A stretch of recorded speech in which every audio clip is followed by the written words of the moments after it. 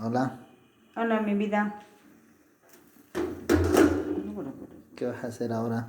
Voy a hacer un sancocho de verdes con pescado. ¿Y eso es un plato típico o qué vas a hacer? No, yo me inventé hoy. ¿Qué estás poniendo ahí? Me puse jengibre. ¿Y eso para qué? Es un antioxidante. ¿Qué más? Voy a poner pimiento también. Y verde.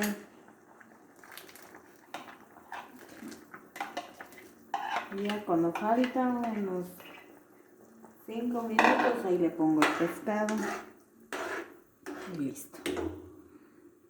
Eh, ¿Cómo se llama este plato que vas a hacer hoy día? Sancocho de verde con pescado. Ah, ya. Me inventé.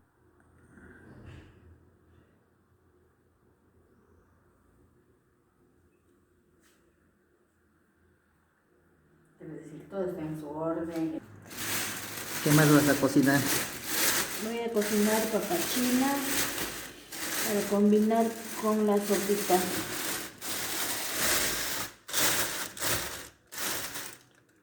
Esta es la papa china, Sí. producto de aquí del oriente ecuatoriano por los Shuar, ¿sí?